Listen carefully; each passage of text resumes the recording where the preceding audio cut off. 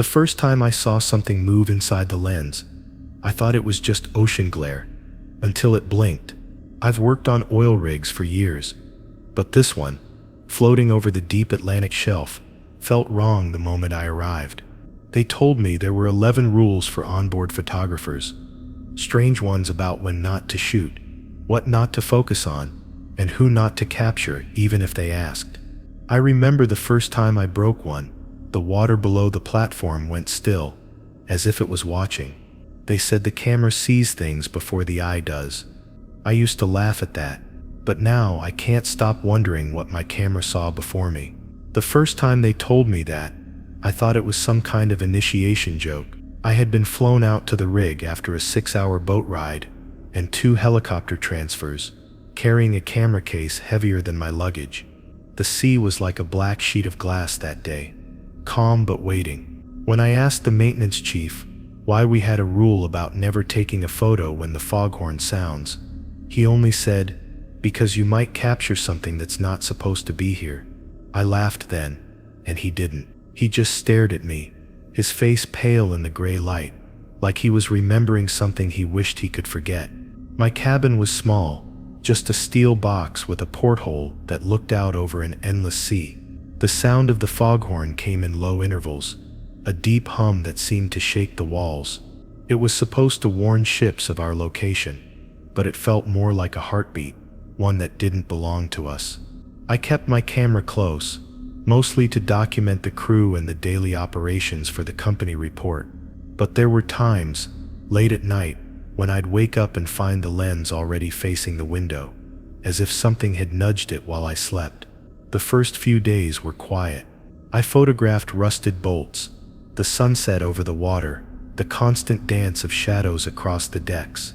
The crew were polite, but distant, their eyes always flicking to the horizon when the foghorn moaned. "You'll get used to it," said Clark, the rig's cook, while ladling soup into my bowl. "Just don't raise that camera when you hear it. Some things get caught that shouldn't be seen twice." I asked him what he meant, but he only stirred the pot harder, his ladle clinking against the metal like it was his way of ending the conversation. On the 5th night, I heard the foghorn while reviewing the day's photos. The sound rolled through the hull, long and hollow. It was different this time, slower, like it was hesitating. I stood by the window and saw the ocean mist rise from nowhere, thick and white, swallowing the platform edges. I should have stopped there, but instinct took over. My camera was in my hand before I could think. I pressed the shutter once, capturing the fog curling around the crane lights. The moment I did, the horn stopped mid-note. The silence that followed was too heavy to breathe in. I remember staring through the lens again, zooming into the photo I'd just taken. There, between 2 cranes, was a shadow that didn't belong, tall, thin, leaning like it was listening.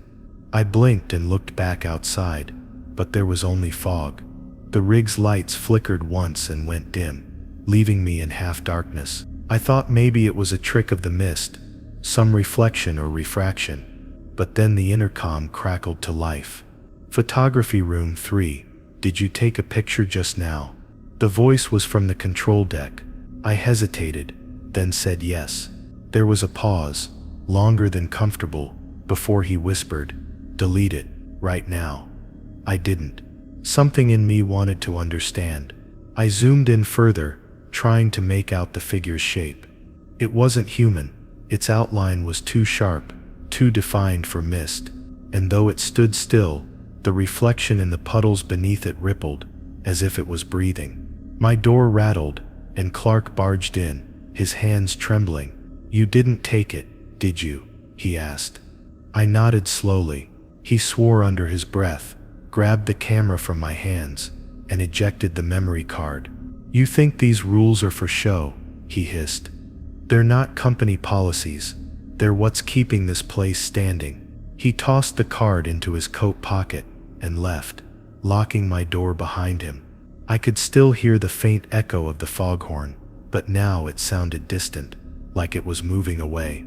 I tried to sleep, but every time I closed my eyes, I saw that shadow standing on the platform, just beyond the mist. Around 3 a.m., the lights flickered again, and I heard slow, dragging footsteps above me, heading toward the helipad. Nobody should have been on deck at that hour. By morning the sky was clear, but the air felt heavy. Clark avoided me at breakfast. The maintenance chief, a man named Ross, called me into his office. He didn't yell, he just looked tired. "You broke it, didn't you?" he asked. When I didn't answer, he nodded to himself. "We lose more rookies to curiosity than accidents. You'll be lucky if all it wants is the picture." His words didn't make sense to me, but something in his tone made my stomach twist. "You'll stay inside during foghorn intervals," he added, "and pray the ocean forgets your face." Later that day, while reviewing the next set of photos, I noticed something odd. The picture Clark had deleted was gone, yes, but in every other shot from that night, the fog looked different. It wasn't just mist, there were shapes within it, faint outlines watching the rig, and in one of them, near the base of the crane, I could see the faint reflection of my own face, except the eyes were open wider than I remembered. I checked the camera settings, the exposure, the metadata, all normal. Still, I couldn't shake the feeling that something had been imprinted into the lens. That night, the foghorn didn't sound at all. The ocean was flat, silent, too still for comfort. I stayed in my cabin, watching the reflection of the blinking tower light against the water. Around midnight, a shadow passed by my porthole, slow and deliberate. I told myself it was Clark, maybe Ross doing inspections. But then the intercom buzzed again. "All personnel report to quarters, nobody's on deck." My blood froze. The reflection in the glass stopped moving. It was standing right outside my window. I turned off the light and sat still, camera in hand. I didn't take another picture, not this time. Instead, I waited, counting each breath until the shadow faded. When the foghorn finally groaned back to life, at dawn, I almost felt relief, until I noticed the water below wasn't moving. It was perfectly flat, reflecting the rig and the sky above like a mirror. But there, just below my cabin, something was looking up through it. That was the last time I ever touched my camera during foghorn hours. Clark never spoke to me again, and Ross made sure the schedule kept me busy during missed cycles. Still, I couldn't stop thinking about the photo, the one I wasn't supposed to take. Sometimes, when the foghorn sounds now, I swear I hear a faint click of a shutter right after, echoing through the steel halls, and when I check my camera later, there's always one new picture waiting, but I never take it. The night after the foghorn incident, I promised myself I'd stay cautious. The ocean looked calmer in the morning, but calm on an oil rig doesn't mean safe. It only means quiet enough to hear what shouldn't have a sound at all. I remembered Rule 2.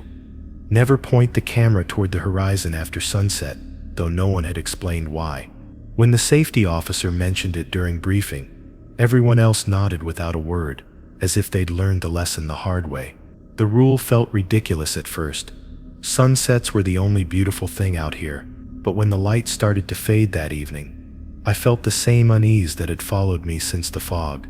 I kept myself busy in the communications bay, editing the photos I'd taken earlier in the day. Empty corridors, mechanical cranes, faces of men pretending not to be tired.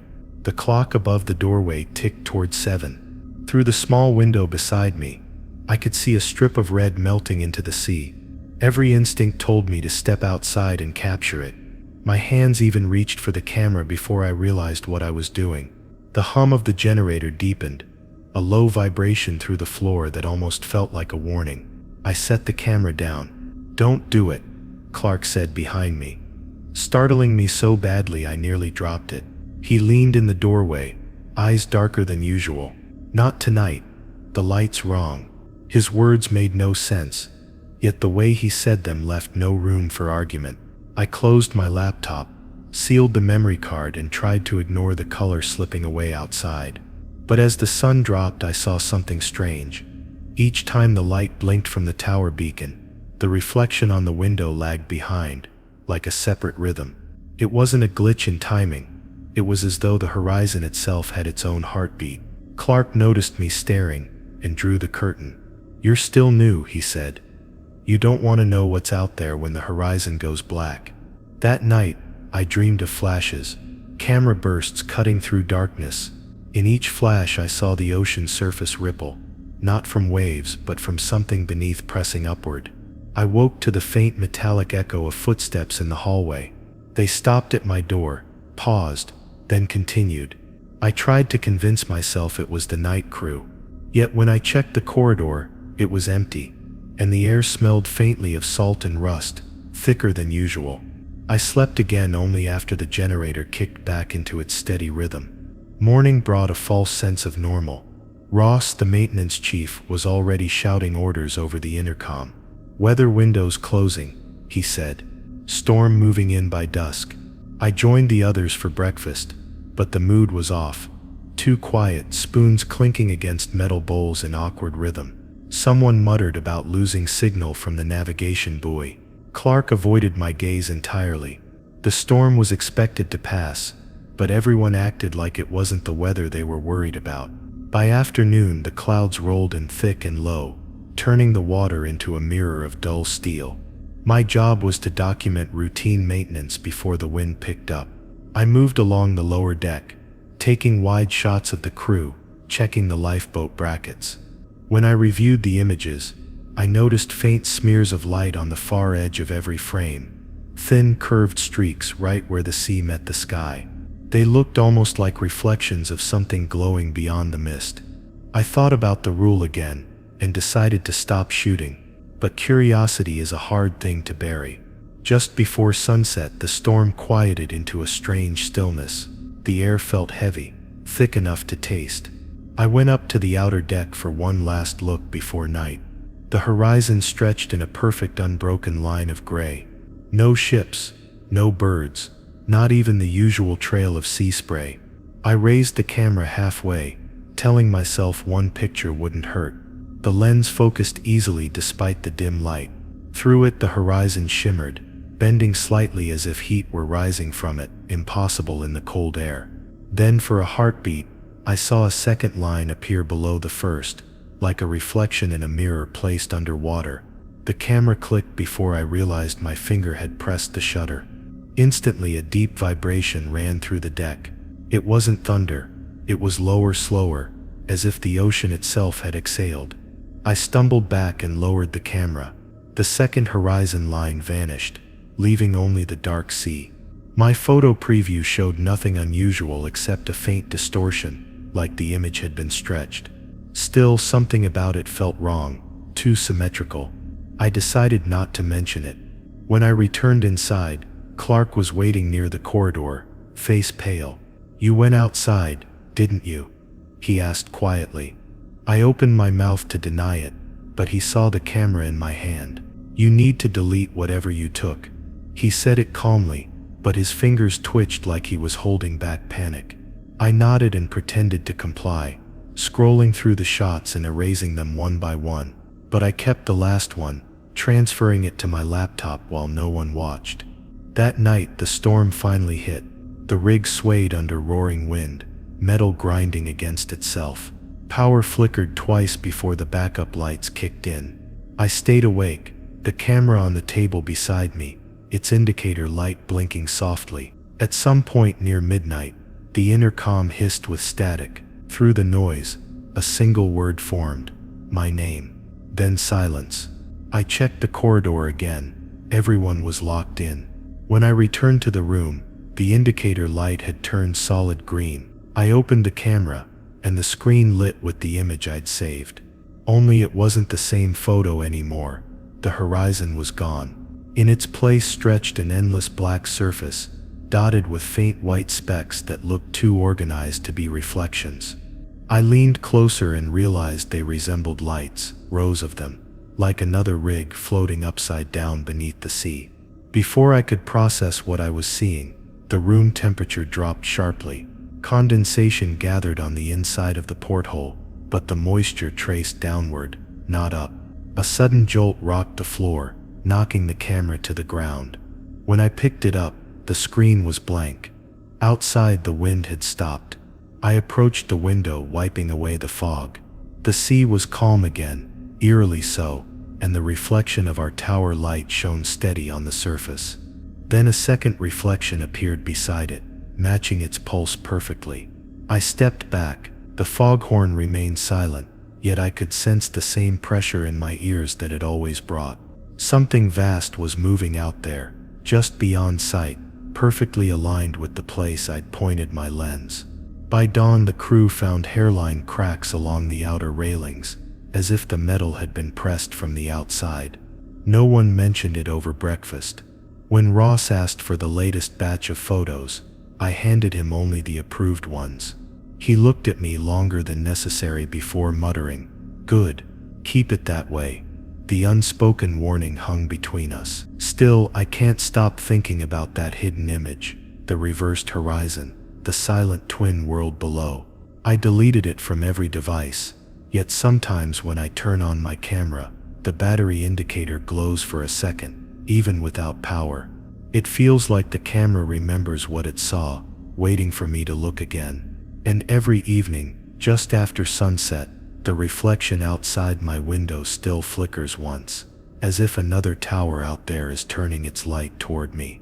The first time I heard it, I thought it was a dream.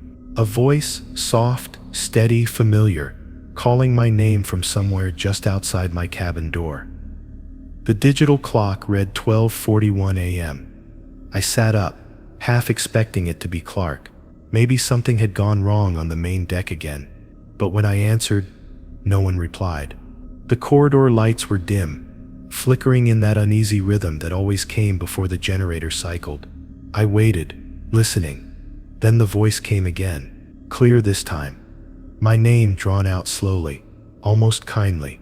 I remembered Rule 3, never respond to a voice that uses your name after midnight. The safety briefing had brushed past it, like all the others, and everyone pretended not to notice. Ignore what you hear, the officer had said. Sound carries strange out here. We'd laughed then. But now, standing barefoot on the cold steel floor, I didn't feel like laughing. The voice sounded too precise, too human. It came once more, closer, right at the seam of the door. The handle trembled, as though something pressed lightly against it. I backed away, whispering to myself, not to answer, not to move. The intercom buzzed suddenly to life, startling me. Static poured through the speaker, and then Clark's voice broke through, rough and sleepy. "Stay inside. Whatever you do, don't open that door." I froze. He must have heard it too. The static hissed again, then cut off completely. Silence followed, thick electric silence, the kind that hums against your teeth. I stood there for a long time before daring to sit down again. I didn't sleep the rest of the night. By morning, the air smelled different. The usual salt and diesel mix was gone, replaced by something faintly metallic, like rain hitting hot iron. Clark met me at breakfast. His face looked older, eyes shadowed. "You heard it, didn't you?" he asked quietly. I nodded. He sighed. "You're lucky you didn't answer. They never sound wrong. They sound exactly like someone you trust." I wanted to ask who they were, but he'd already turned away. That afternoon, while checking the cable winch system, I noticed something wedged between the railing bolts, fibers of insulation, torn and wet, as though someone had clawed at the wall from the inside. Ross dismissed it as weather damage, yet the shape of the marks, curved and narrow, looked almost like fingerprints burned into steel. The storm hadn't returned, but fog did. It rolled in so thick, we couldn't see 10 feet past the edge of the deck. The ocean disappeared, replaced by an endless gray wall. Every sound, chains rattling, boots scraping, echoed too long, like the fog was stretching them. Around dusk, the crew retreated inside, uneasy.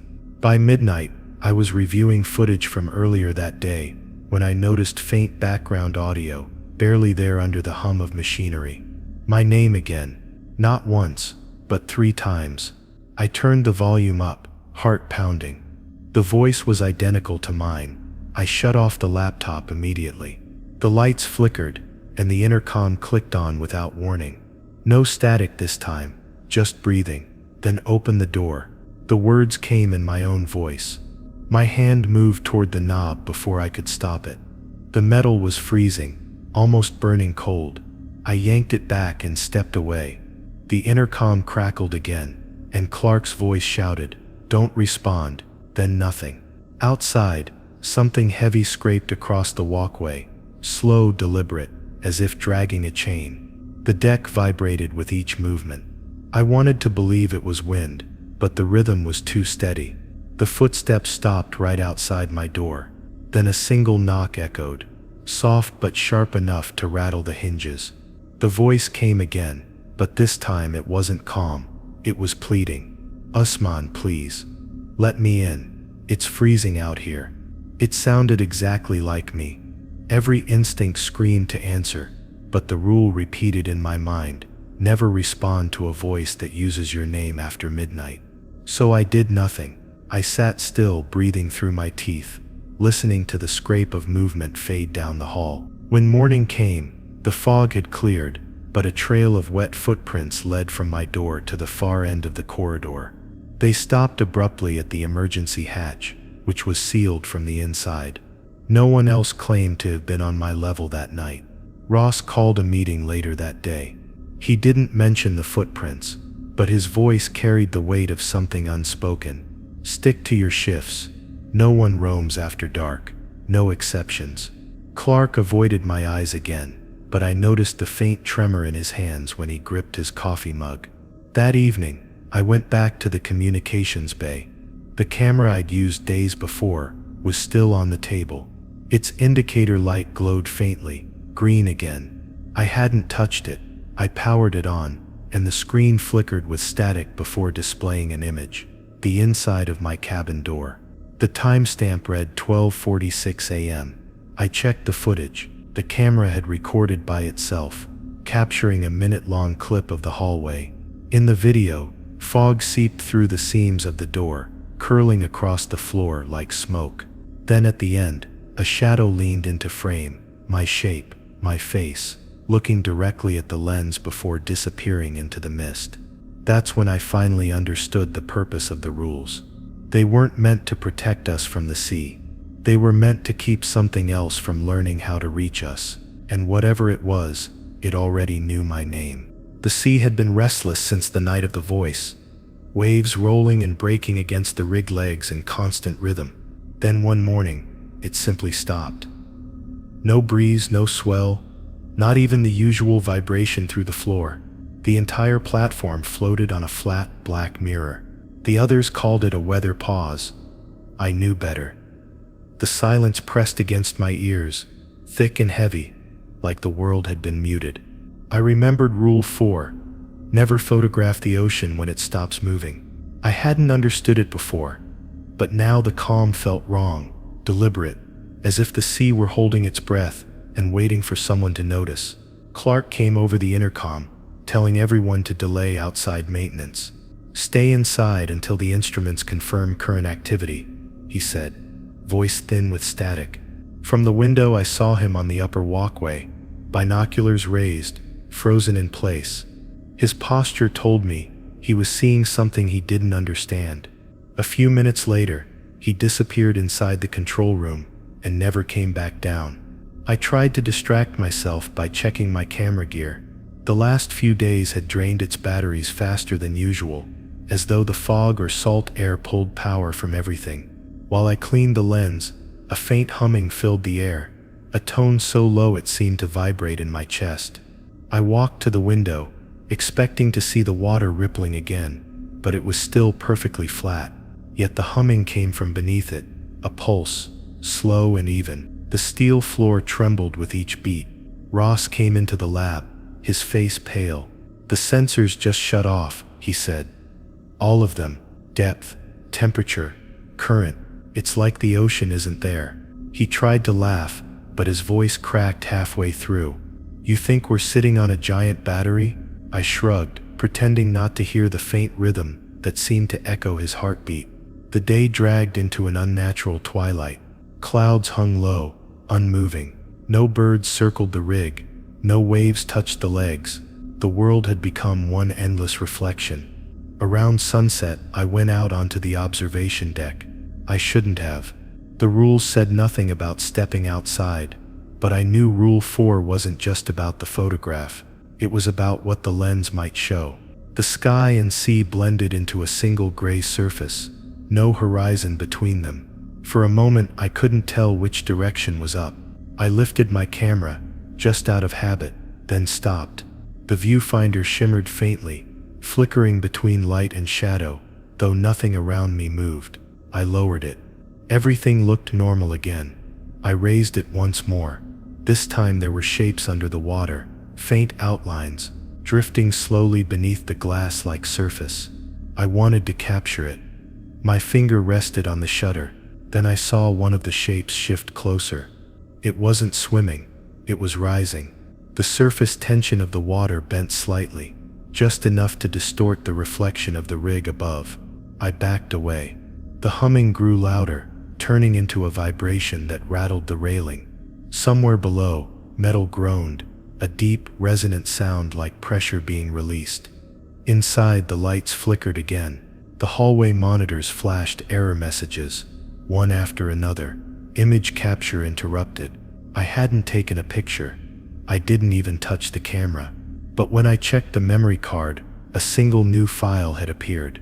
Timestamp 1722. I opened it carefully. The photo showed the deck outside, perfectly still, the sea flat and dark, and in the reflection of the water, behind my silhouette, stood a second figure, bent over the railing, watching me. I ran to Clark's cabin, but it was empty. His boots were missing, his bed unmade. The intercom crackled once, then broadcast the low hum I'd heard outside. Ross met me at the corridor junction, face damp with sweat. "It's back," he whispered. "Whatever it is, it's underneath us." He grabbed my arm. "Don't go near the edge. Don't look at the water." We stayed together through the night, listening to the hum rise and fall. The rig groaned as if it were breathing. Every now and then, I thought I heard faint footsteps above us, slow, deliberate. But when we checked the deck at dawn, no one was there. By morning, the sea moved again. Tiny ripples broke across its surface, and the sensors flickered back to life, one by one. Ross exhaled like he'd been holding his breath all night. "Maybe it's over," he said. But the relief in his voice didn't sound real. Later, when I reviewed the security feed, the timestamp from 3:14 caught my eye. For 2 full minutes, the camera overlooking the east platform showed nothing but static, until the water suddenly rippled outward from a single point beneath the rig. Then faintly, a shape surfaced, shimmering with the same distortion I'd seen through my lens. It wasn't a person. It was like a reflection that didn't belong to anyone standing there. The file cut out right as the reflection turned its head toward the camera. That evening, the sea looked calm again, but I couldn't bring myself to pick up the camera. The lens felt heavier than it should, as though it had absorbed something during the stillness. When I tilted it, the glass caught the light strangely, bent it backward. For a split second, my reflection in the lens blinked on its own. I put the camera down and covered it with a cloth. Ross asked if I was okay. I told him I just needed rest, but even as I lay in bed, I could feel the hum faintly through the floor. The sound no longer came from below. It was in the walls now, in the frame of the rig itself, spreading upward like a slow tide of vibration. Sometime after midnight, the intercom clicked on by itself again. A whisper, too low to understand, filled the room for a few seconds before fading. Then silence. When I looked toward the window, the sea outside was still moving this time, small waves brushing against the steel legs. But the reflection of the rig in the water was perfectly motionless. That's when I realized the truth behind Rule 4. The ocean didn't stop moving on its own. It stopped because something beneath it was looking back, and reflections were the only place it could appear. I never touched the camera again. I didn't even notice the color at first. After nights of flickering bulbs and red emergency strobes, green light looked almost peaceful. Then I remembered Rule 5. Never photograph the control room when the lights turn green. The memory of the safety officer saying it, flat, serious, without explanation, came back like a whisper. I was standing outside the control room door, camera slung over my shoulder, when the glow bled under the threshold. It pulsed once, twice, steady as a heartbeat. Ross was supposed to be on duty, but I hadn't heard him on the radio for half an hour. The hum from beneath the rig had faded into silence, replaced by a low clicking sound, mechanical but uneven, as if the equipment was breathing. I called his name through the intercom. No answer. I almost went in. Almost. But the green light brightened suddenly, flooding the hallway like phosphorescent water. The bulb above me flickered, then steadied into the same shade of green. Every panel on the wall glowed faintly, like something was running power backward through the circuits. I raised my camera instinctively, then stopped myself. The lens felt warm, as though it remembered the last time I'd ignored a rule. Ross? I tried again. A shadow moved behind the reinforced glass of the door, just tall enough to be him. The figure leaned forward, pressing a hand to the window, but the handprint that spread across the glass wasn't shaped right, too long, the fingers tapering like water stretching toward the surface. I backed away. The intercom crackled to life for half a second, and whispered a single word, closer. The voice wasn't Ross's. It sounded layered, like several people speaking in sync. The green light pulsed again, faster now, spilling down the hallway like liquid light. I turned to leave, and nearly collided with Clark. He looked drained, eyes red from no sleep. "Don't look inside," he said quickly. "Not while it's green." He grabbed my arm and pulled me toward the stairwell. Power surged from the generators. I managed to say, still half hoping for a rational reason. Clark shook his head. "Generators are off. The rig shouldn't have power right now." We descended into the lower deck where the light didn't reach. The air there was cold, damp, filled with the smell of metal and salt. Clark finally stopped near the maintenance bay. "It's not power," he whispered. "Every time the light turns green, the rig listens. That's what the old crew said before they left." "Listens?" I repeated. He nodded. "They said it's how it chooses what to show." His words didn't make sense, but the expression on his face did.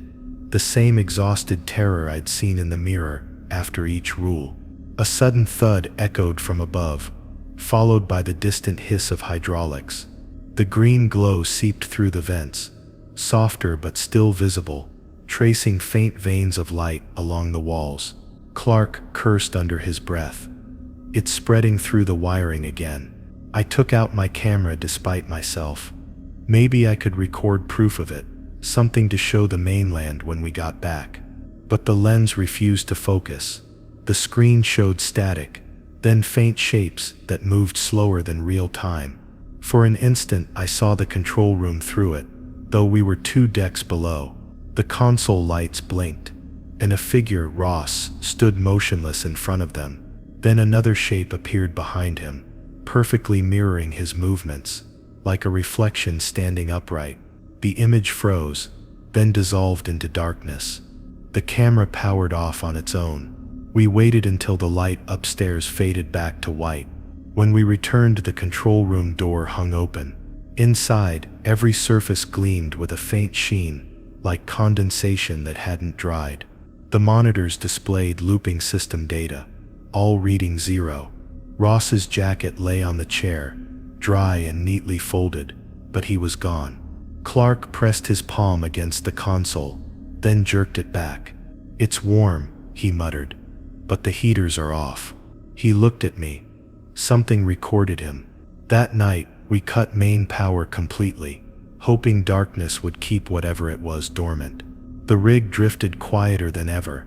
I tried to sleep, but the faint hum had returned, different now, slower, like a pattern repeating itself. Through the thin cabin wall I heard Clark pacing, muttering lines of the rules under his breath, as if repeating them could keep us safe. Near dawn, I checked the corridor. The lights above my door flickered green once, then steadied to normal.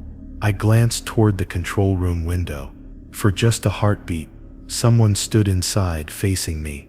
The light reflected off the glass, hiding its face, but the outline looked like Ross again. Only taller, the shoulders slightly wrong. When the reflection tilted its head, the green light vanished. By morning, Clark wanted to shut down all cameras. "If it can move through recordings," he said, "we're just leaving doors open." I agreed. We sealed the equipment cases and locked them in storage. But the strange part came later. Every photo stored on the main server had changed. Not by much, just a shift in exposure.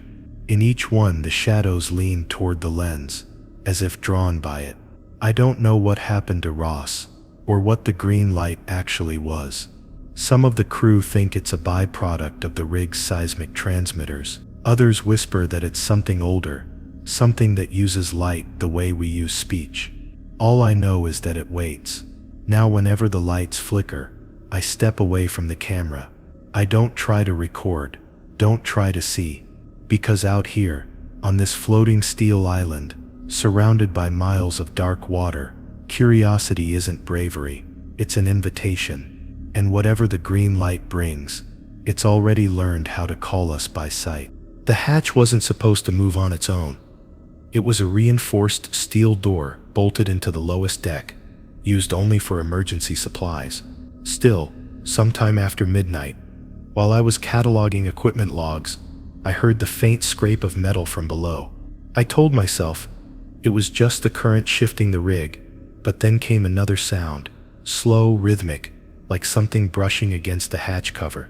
I remembered Rule 6, never open the storage hatch if you hear movement inside. The memory landed heavy in my chest. Clark had gone topside to check the weather instruments, leaving me alone in the lower corridor. The lights down there flickered between white and a sickly yellow, casting long shadows that bent over the walls. The scraping stopped for a moment, then resumed, louder this time, as though someone inside the compartment was dragging their hand along the inner metal surface. I stepped closer, my flashlight trembling slightly. The hatch handle twitched, once, then stilled. I whispered Clark's name into the radio, but only static replied. The noise from the hatch faded again, replaced by a hollow thump, measured and calm. I backed away slowly, keeping my light fixed on the door. Then the intercom above crackled, and a voice whispered through it, soft but clear, "Don't leave me here." It sounded like Ross. The temperature dropped instantly. My breath fogged in the beam of the flashlight. I wanted to run, to get as far from that sound as possible, but curiosity rooted me to the spot. The voice came again, quieter, now pleading. "It's dark, please." Every rule I'd broken so far had shown me something I couldn't explain, but this was different. Whoever was behind that hatch knew my name, my tone, the rhythm of my speech. "Ross?" I asked before I could stop myself. The voice repeated my question back to me, perfectly, as if it were practicing. Something clanged above, the sound of boots hitting the stairwell. Clark appeared, breathless, flashlight cutting through the gloom. "You heard it too?" he asked. I nodded. He didn't move any closer. "We keep that hatch sealed for a reason. It's not storage anymore. Whatever's behind it isn't part of the rig." I asked what he meant, but he only said, "When the old crew left, they welded it shut. We just replaced the bolts." The scraping returned, slow and deliberate, like fingernails tracing the edge of the metal. Clark lowered his voice. "It mimics what it hears. Don't talk to it again." We retreated up the stairs, but the noise followed faintly through the floor, a steady drag and faint tapping that echoed long after we reached the living quarters. Neither of us slept that night. The next morning, maintenance alarms triggered for the lower deck. The system reported pressure variance near the hatch. Clark and I went down again, joined by 2 engineers. The air felt thick, heavy with static. The hatch bolts were still in place, but condensation beaded along the edges like the metal was sweating. The engineers ran diagnostics and claimed everything looked fine, but their voices shook. One of them, A young tech named Harper leaned too close, pressing her ear against the metal. She jerked back almost immediately, eyes wide. "There's water moving in there," she said. "Like waves." Clark's expression hardened. "That's impossible. It's a sealed compartment." Before anyone could stop her, Harper bent down and touched the lower hinge. A low vibration pulsed through the floor. Every light in the corridor flickered out for half a second. When they came back on, Harper was gone. The hatch remained closed. We searched the whole deck, every adjoining room, every ladder shaft. Nothing. Clark radioed the bridge. No one had seen her leave. The system logs didn't even record the brief blackout. It was as if the entire rig blinked. That evening, the intercom crackled again. A whisper came through, Harper's voice, calling for help, describing the same corridor we were standing in, like she was still there. "It's not water," she said faintly. "It's looking up at me." The message repeated once, then cut off. We sealed the lower deck. After that, Clark posted warning tape and marked the hatch with black paint. "No one goes down alone," he told the crew. But later that night, when I passed by the monitoring station, the feed from the lower deck cameras had switched on by itself. The video showed the hatch door trembling slightly, the metal flexing as if something inside was breathing. I shut the screen off and backed away, but the reflection of the monitor lingered for a heartbeat too long, showing the door still moving, even after the image went dark. For 2 days, we avoided the lower deck. The sea outside remained calm, the sky heavy with mist. The rest of the crew stayed busy with repairs, pretending everything was normal. But each night, faint vibrations rippled through the floor at the same hour. It was never loud enough to be certain, but we all felt it, like a heartbeat beneath our feet. On the third night, I woke to the sound of the intercom turning on by itself again. Static, then a single phrase repeated over and over. "It's open now." I jumped from bed and ran into the hall. The emergency lights glowed dim red. The elevator panel flickered between decks, cycling rapidly, as if someone was moving up from below. Clark met me halfway to the control room, pale and silent. "The hatch alarm triggered," he said. We went to the main monitors. The lower deck camera feed showed the corridor empty, except for water pooled along the floor, spreading slowly outward from the hatch. Before anyone could act, the feed cut to static. By dawn, the water had vanished. The sensors showed no flooding, no humidity change, only the faint metallic scent of salt in the air. When we finally checked the hatch again, it was still sealed, bolts untouched, but faint fingerprints, small, narrow, and uneven, ran along the outside surface, as if pressed from within. No one mentioned Harper again. Her name disappeared from the logs the next day, erased as if she'd never signed on to the rig. The others stopped asking questions. Sometimes, when the engines go quiet at night, I still hear the faint tapping from below, measured, patient, counting the seconds between each sound. The rules are the only things that keep us from opening doors we shouldn't, from looking too long into places that look back. And now I know why that hatch was welded shut. It isn't just a door, it's a reminder. Something down there wants to be remembered, and it's learning how to knock. The ocean had turned the color of steel that morning, flat and endless beneath a ceiling of bruised clouds. The wind came in bursts that made the whole rig sway, metal groaning as if it were alive. I was reviewing the external camera feeds when the first raindrops struck the windows like a handful of nails. That was when I remembered Rule 7. Never take photographs during a storm. I'd always thought it was about safety, lightning, equipment damage. But now, with what had happened below deck, I wondered if it meant something else entirely. By midday, the sky had darkened so much it felt like dusk. The others moved quickly, tying down crates, locking gear, checking seals. The sea rose in tall, glassy swells that slapped against the platform legs with deep, hollow thuds. Every few minutes, a flare of lightning illuminated the whole rig, painting it in a flash of blue-white before sinking back into black. I was told to stay inside the operations room, but the photographer in me couldn't resist. I grabbed my camera and went out onto the observation deck.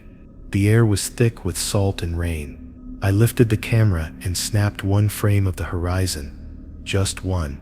The instant I pressed the shutter, everything went silent. The wind, the rain, even the distant thunder paused for the length of a breath.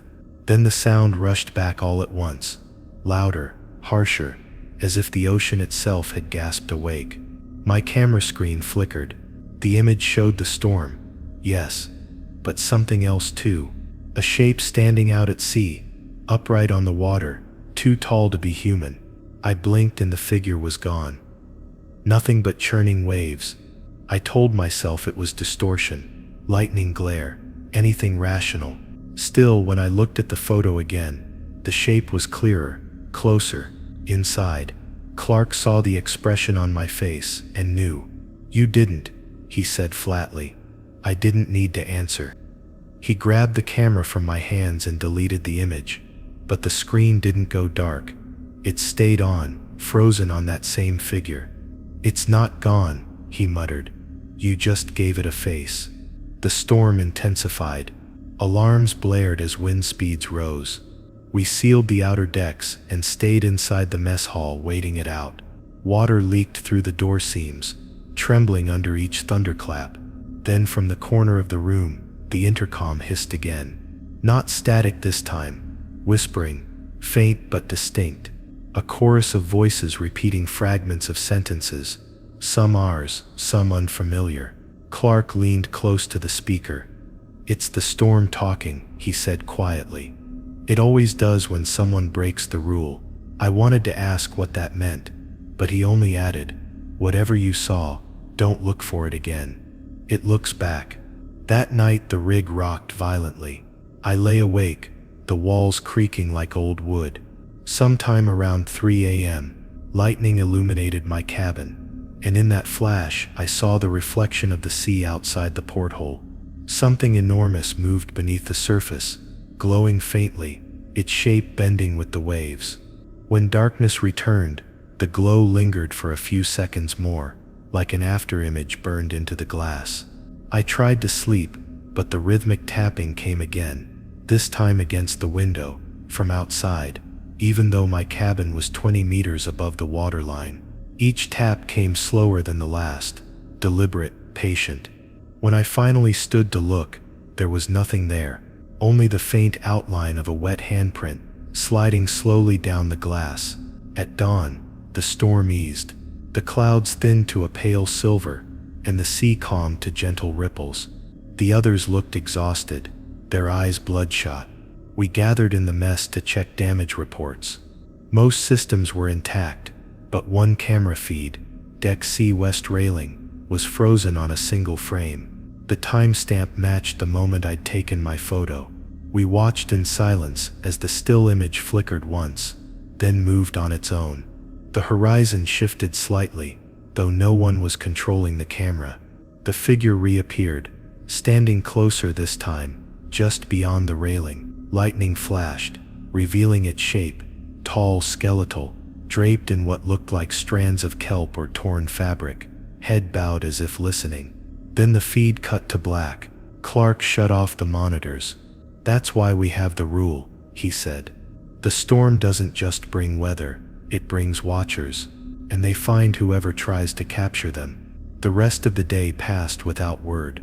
We repaired what we could, replacing bolts, recalibrating sensors, but every now and then, I caught a flicker in the corner of my eye, like the reflection of a flash that never happened.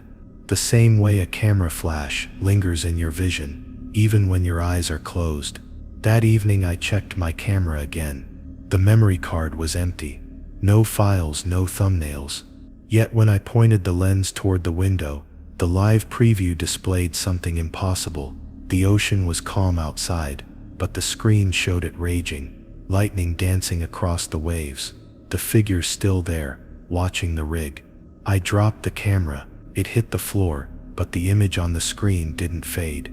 For a few seconds it looked as though the figure was turning, facing directly toward the lens.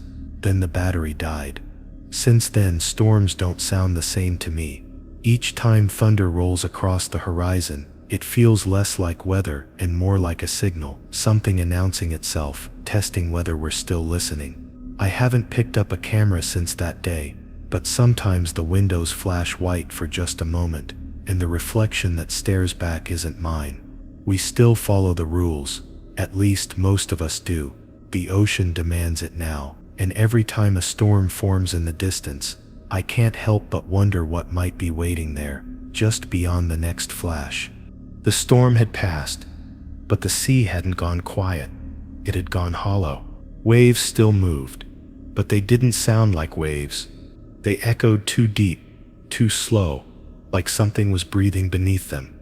The morning after the storm, the rig felt lighter somehow, yet the air hung thick and heavy, as if holding its breath.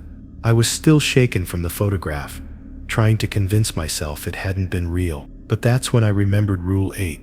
Never answer the voice that calls your name from the water.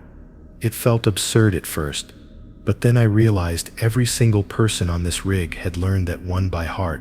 We were checking the west railing for storm damage when I first heard it, faint, distant, almost like wind. It came again, softer, drawn out, my name stretching in the air, the vowels bending, as if spoken underwater. I froze. Clark was beside me, tightening a bolt, but his hand stopped mid-turn. "You heard it too, didn't you?" he whispered. I nodded, and neither of us moved. The sound came again, this time clearer, rising up through the metal grates beneath our feet. "Don't," Clark said quickly, eyes wide. "It's just testing if you'll answer." He turned and walked fast toward the door, muttering that we needed to go inside. But I couldn't move yet. Something in that voice didn't sound threatening. It sounded familiar. It wasn't a stranger. It was me. That night, the air inside the rig was strangely still. The vents hummed softly, but the usual rattle of machinery was absent. I tried to sleep, but kept thinking about the voice. Around midnight, I gave up and walked to the observation deck. The water below was calm again, black as oil. The moonlight stretched across it like a silver ribbon. Then from somewhere below the platform, I heard it once more, clear, gentle, calling my name exactly how my mother used to, when I was a child. I gripped the railing so tight, my knuckles turned white. The voice called again, a little closer, echoing up the rig's supports. My heart pounded. I wanted to look down, to find whoever was there, but something inside me screamed not to.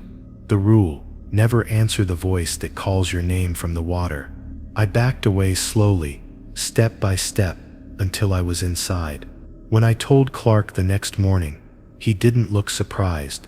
"It copies what you need to hear," he said quietly. "It tried my brother's voice last time. It knows who we are." I asked what would happen if someone did answer. He didn't respond, but the way his hands trembled said enough. Later that day, we found one of the new workers, Ramirez, standing alone at the edge of the deck, staring down. He didn't react when we called his name, didn't even blink. When we finally pulled him back, his face was pale, eyes glassy, lips moving soundlessly. It took nearly an hour before he spoke again. "It said it was my wife," he whispered. "She was asking why I left." He wouldn't say more. That evening the voice came back. This time it wasn't subtle. It called out to half the crew, each by name, shifting tone and accent each time. One by one, the workers froze mid-step. Some turned toward the water, others covered their ears. I felt the sound vibrating through the deck, like a pulse, soft but irresistible, pulling. Clark shouted for everyone to get inside, slamming the doors shut behind us. The rig creaked under pressure, like something large was brushing against its supports. Inside, the walls carried the voice. It didn't sound like it was outside anymore. It was whispering through the metal, circling us. I covered my ears, but it didn't help. It wasn't sound. It was thought, pushing its way into my head, soft and patient. I heard my father's voice then, one I hadn't heard in years, saying my name like he used to, when he'd wake me before sunrise. For a moment, I almost answered. Then the generator lights flickered. The voice stopped. Silence. Total silence. Clark exhaled, shaking his head. "It gives up once you ignore it," he said, though he didn't sound convinced. He turned off the intercoms and ordered everyone to rest, but I could tell none of us would sleep. That night, I lay in my bunk, staring at the ceiling. The silence stretched thin until it wasn't silence anymore. It was listening. I turned my head toward the window, and there it was again, faintly, as if whispered from within the glass itself. My name, drawn out, almost pleading. The same rhythm, the same warmth. My pulse quickened. The urge to respond built inside me like pressure in my chest. I bit my tongue until I tasted blood. I didn't speak. At dawn, Ramirez was gone. His bunk was empty, his boots still on the floor. The outer door had been left open, swaying slightly. We checked every corner of the rig, every level, nothing. The sea was calm, almost mirror-like. Clark stared at the water for a long time before saying quietly, "It doesn't take them, they go willingly." For the rest of the day, no one spoke. We worked in silence, listening for the voice that might return. It didn't, not then. But as the sun dipped below the horizon, the radio crackled to life for the first time since the storm. Static filled the room, followed by a faint signal, someone calling for help. It was Ramirez's voice. Clark looked at me, face pale. "Turn it off," he said. "That's not him." I hesitated, but then the voice spoke again, clear and desperate, describing details only Ramirez could know. The crew stared at me, waiting. I reached for the radio switch, then stopped. The last thing it said before the line went dead was my name. We haven't heard it since, but every time the sea falls silent, I know it's waiting, just beneath the surface, listening for anyone foolish enough to speak back. We didn't sleep after Ramirez vanished. The rig had gone too quiet, every sound distant and hollow, like it was being swallowed by the ocean itself. I sat in the observation room, staring at the monitors that now showed nothing but static, where Deck B's cameras used to feed. It was just past midnight when the silence changed again. Soft, rhythmic, almost like breathing beneath the wind. That's when I remembered Rule 9. Never go near the railing after midnight. Until that moment, I hadn't understood why such a rule even existed. The last time I'd been near the railing was during daylight, when the world still felt solid and real. But at night, the deck looked different. Longer somehow, its edges fading into black. The sea didn't reflect the moonlight anymore. It just absorbed it, a void that seemed to shift with each glance. Clark sat across from me, tapping his finger nervously against a coffee mug. "If you hear anything out there," he said, "you keep your distance. It doesn't like being watched." Around 1 a.m., a metallic clang echoed through the lower deck. One sharp hit, like something striking the outer beams. Everyone froze. Clark and I exchanged a look, then went to check the cameras. Nothing. Just fog creeping along the outer platform, wrapping the railings in a soft, shimmering haze. The sensors registered motion for a few seconds, then dropped back to zero. We should have left it alone, but curiosity is a dangerous thing out there. I went down anyway, camera in hand, telling myself I was just checking for damage. The air was colder than it should have been, the kind of cold that stings your skin even through thick clothing. The fog moved like smoke, twisting around the deck supports. I couldn't see more than 10 feet ahead, but I could hear the ocean breathing, a slow, deep inhale beneath the metal grates. Something shifted near the railing. I took one step closer and stopped. The fog parted for just a moment, revealing a shape, human, I thought at first, a figure leaning slightly over the edge, hands gripping the rail. My heart pounded.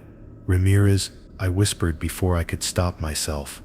The figure turned its head slightly, just enough for me to see that it didn't have a face. I stumbled backward, camera shaking in my hand. When I looked again, it was gone. I ran back inside, breath ragged. Clark was waiting at the hatch, his expression unreadable. "You went near the railing, didn't you?" he asked. I nodded. He sighed, rubbing his temples.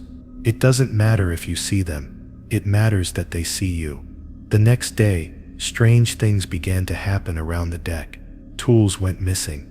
The wind carried faint whispers when no one was outside. At first, the others blamed fatigue, but by evening, the fog had returned, thicker this time, rolling across the platform like a living thing. We sealed the hatches again, but one of the crew, Ellis, didn't make it back in time. We could see him from the window, walking slowly toward the outer edge, his posture calm, almost peaceful. We shouted his name, but he didn't react. He reached the railing and stopped, staring into the darkness. For a moment, he seemed to hesitate. Then something unseen pulled him forward, just a few inches, enough to tip him over. The splash was distant, muffled by fog. No one spoke for several minutes. Clark turned to me and said quietly, "That's what happens when you break the rule." We searched the waters at dawn, but there was no trace of Ellis. No body, no gear, not even bubbles. The sea had taken him without a sound, and yet by mid-afternoon, Deck B's camera feed flickered on again, the one that had gone dead after Ramirez vanished. The image was faint, distorted, but there was movement. Someone was walking along the railing, head down, steps slow and deliberate. It looked like Ellis. I froze, watching as the figure stopped exactly where he'd fallen, turned toward the camera, and lifted a hand, like he was waving. Then the screen went black. After that, nobody went near the outer decks at night. Still, every few hours, motion sensors triggered in the same location. No wind, no birds, no reason at all, just the system detecting movement near the railing. Sometimes the alarms sounded even when we disabled them. It was as if the rig itself was warning us to stay away. One evening, the fog returned thicker than ever. I was in my cabin when I heard it, a faint tapping against the outer window, slow and steady. It was high above the waterline, far too high for any wave to reach. I stood frozen, listening. After a moment, a voice followed, soft, familiar. "Open up," it said. "It's me, I made it back." It sounded exactly like Ellis. Every instinct told me to stay still, but the voice kept calling. The tapping grew louder, matching my heartbeat. Finally, I whispered through the glass, "What do you want?" Silence. Then the faintest reply, "Look down." I couldn't stop myself. I leaned toward the window, peering down through the fog. For an instant I saw him, or what was left of him. A pale face just beneath the surface, eyes open, mouth moving soundlessly. Then a wave hit the support beams, and the vision vanished. The next morning, I told Clark everything. He listened without a word, then said, "That's how it spreads. Once you've looked, you're marked. Don't go outside tonight." That night, I stayed in the mess hall with the others. The lights flickered constantly, and the fog pressed against the windows, thick as smoke. Around 2 a.m., we heard footsteps circling the deck, slow, heavy, dragging. No one dared move. The steps stopped outside the door, and for a moment, it felt like something was standing right there, on the other side of the metal. Then came a soft scrape, like nails, across steel, tracing the outline of the hatch. No one slept after that. We waited for dawn, for the fog to thin, for anything that looked like safety. When the first light broke over the horizon, Clark finally said, "The sea remembers everyone who breaks the rules. It brings them back, but not the way they were." And as the sun rose, I noticed something strange along the outer railing. Footprints, wet and bare, leading nowhere. By the time we reached Rule 10, there were only 5 of us left on the rig. Sleep had become impossible. Food didn't taste right anymore. Every sound carried an echo, like the sea itself was whispering it back. Clark said the place was getting thin, that the barrier between us and whatever lived below was wearing down. I didn't understand what he meant until that night, when I heard myself calling. The fog rolled in earlier than usual, dense enough to choke on. I was in the control room, running diagnostics on the sonar systems, trying to explain the impossible readings, pulses that looked like movement, but were coming from inside the rig's perimeter. Every few minutes, something brushed the underwater sensors, not hard enough to trigger alarms, just enough to let us know it was there. At first I thought fatigue was playing tricks on me. Then through the static of the intercom, I heard my name. James, it was my voice. Same tone, same tired rasp. James, can you hear me? I froze. The others had been asleep for hours, and no one else had access to the comms. Clark, I called out, but my voice shook. He stumbled in seconds later, eyes bloodshot. Don't answer it, he said immediately. Whatever it sounds like, don't answer it. But it kept calling, sometimes from the intercom, sometimes from outside the portholes, carried by the wind, always my voice. Sometimes pleading, sometimes calm, sometimes whispering things I never said. You forgot something down here, it murmured once, the words barely audible. Come get it. That night the rig's power flickered again. The backup generator stuttered, plunging us into intervals of blackness that felt longer each time. During one of those moments, I heard it again, closer now, clearer, like it was standing right behind the glass. It's cold, it said. You can't leave me out here. Clark grabbed my arm. It's trying to pull you in, he said. That's how they do it. They mimic the one person you trust most, yourself.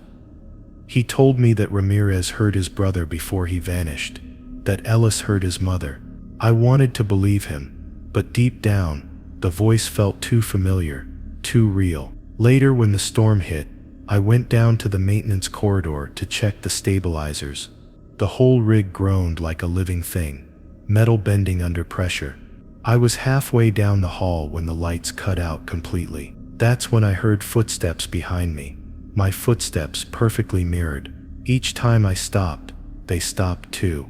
When I turned around, the corridor was empty, but I could still hear breathing, my breathing. Then it whispered again, inches from my ear. You left me in the dark. I ran. By the time I reached the upper deck, the fog was so thick I couldn't see the water, only hear it, restless, heavy. I should have gone back inside, but curiosity always kills faster than fear. I called out, "Who's there?" The voice answered instantly, from the black water below. "You know who I am." I saw movement then, something pale rising from the surface, just enough to break the water line.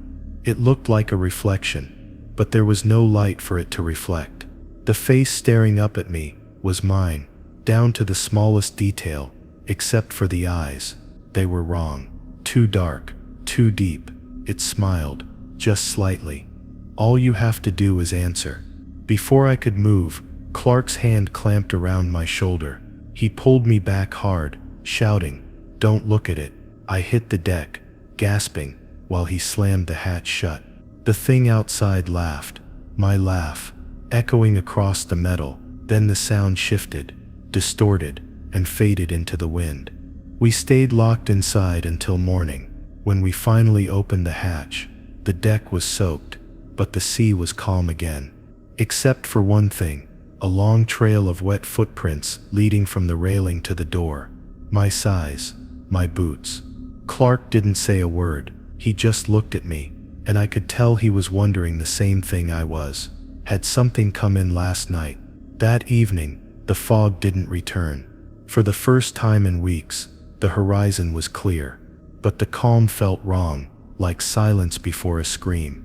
I tried to rest, but I couldn't shake the feeling that someone else was breathing in sync with me, just behind the bulkhead.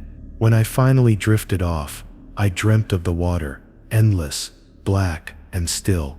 My reflection floated on its surface, smiling. Then it spoke. "You should have answered." I woke to the sound of the intercom crackling. A voice, my voice, came through again, soft and certain. After the incident with the voice, I stopped sleeping entirely. The days bled together into one long stretch of shadow, humming machinery, and whispers that no longer waited for night to speak. Clark said we were close to evacuation. The company had finally approved a helicopter extraction, but when midnight came, the sea refused to stay quiet. That's when the last rule was given to me. carved into the steel door of the darkroom. Rule 11. Never take a photograph after midnight, no matter what you see through the lens. I wanted to believe someone else wrote it, but the handwriting looked like mine. I stared at it for a long time, feeling the cold radiating from the walls. The rule didn't make sense. The camera was my job, my eyes. If the others were gone, my only record of this nightmare would be through the lens. Still, I couldn't shake the unease that came with it. Every time I lifted the camera, I felt watched, as if the glass eye of the lens was looking back at me. Around 12:30 a.m., I woke to a metallic click, the shutter of my own camera going off in the next room. I froze. I hadn't touched it since the last inspection shift. The sound came again, slow and deliberate. Click, pause, click. Clark's bunk was empty. My stomach tightened as I followed the sound into the dark room. The door was open. The red safety bulb swung slowly overhead, painting the room in bloodlight. The camera sat on the table, lens pointed toward the door, still ticking. Click, click, like it was breathing. I checked the viewfinder. The photos were developing automatically, one by one, sliding out onto the floor. Each one showed the same frame. The corridor outside the darkroom, empty. Then another appeared. This time, my shadow. And then in the next, something standing behind it. I picked up the last photo with trembling hands. The shape behind me wasn't human. It was like the water had learned to stand, a column of liquid darkness in the vague outline of a man. The edges shimmered, rippling in and out of focus. Its face, if you could call it that, was just an absence, a hollow reflection of light that hurt to look at. Clark appeared at the doorway, pale and shaking. "Did you take those?" he whispered. I nodded, though my throat was too dry to speak. He looked at the camera like it was a loaded weapon. "You broke Rule 11, he said. "You weren't supposed to look after midnight." I wanted to tell him I hadn't meant to, that the camera had moved on its own, but something in his expression stopped me. Then the air in the room thickened. Every photo on the floor began to curl inward, edges darkening as if burning from within. The red bulb flickered, and for a moment the room was dark. When it came back on, the camera was gone, just gone. In its place, a puddle of seawater spread across the table. The surface quivered, reflecting my face for a split second, except it wasn't mine. We tried to leave, but every door on the lower deck had locked itself from the inside. Clark started shouting for help through the intercom, but only static answered. Then beneath the static, I heard something, a faint rhythmic sound, wet and distant. The sea wasn't outside anymore. It was inside, filling the rig in ways we couldn't see. The air carried the scent of salt and rot, and droplets formed on the walls like condensation, sliding down in slow, deliberate lines. I went to the observation window. Outside, the ocean was still, but it wasn't empty. Lights moved beneath the surface, flashes of white and gold, like camera flashes underwater. For a moment, I thought it was lightning. Then I realized the pattern was the same as my shutter speed. The sea was taking pictures of us. Clark was whispering to himself now, repeating the rules under his breath like a prayer. Don't look at reflections. Don't answer voices. Don't photograph after midnight. But it was too late. The rig groaned, and the floor tilted slightly, as though something enormous had brushed against it from below. Through the observation glass I saw movement, dozens of shapes rising slowly from the depths, shimmering with that same light, all facing upward, watching. Then the radio crackled. My voice came through again, calm, distant, underwater. "You shouldn't have looked." The glass warped inward. A spider web of cracks spread across it, leaking seawater that shimmered like oil. I lifted my camera instinctively, forgetting the rule, forgetting everything except the need to see. Clark screamed, but the moment I looked through the viewfinder, everything fell silent. The sea was gone. The rig was gone. I stood alone in a vast black expanse, surrounded by flashes, hundreds, thousands, like a storm of eyes opening in the dark. Something touched my shoulder. I turned, and there I was, drenched, smiling faintly, holding the camera I thought I'd lost. "We told you not to take photographs after midnight," the other me said. The shutter clicked one final time, and everything went white. When I woke, the rig was quiet again. No Clark, no movement, just the faint echo of dripping water and the smell of salt. I checked the camera. It had one new photo. In it, I was standing on the deck, smiling, with something vast and faceless rising behind me. I tried to delete it, but the button didn't work. The image just kept reappearing, sharper each time. Now, whenever I close my eyes, I see that same flash, bright, soundless, endless. I think it's still taking pictures. Maybe it always will. Because the last rule wasn't meant to protect us from what we saw. It was meant to keep what we saw from remembering us. If you enjoyed this story, like, share, and subscribe for more.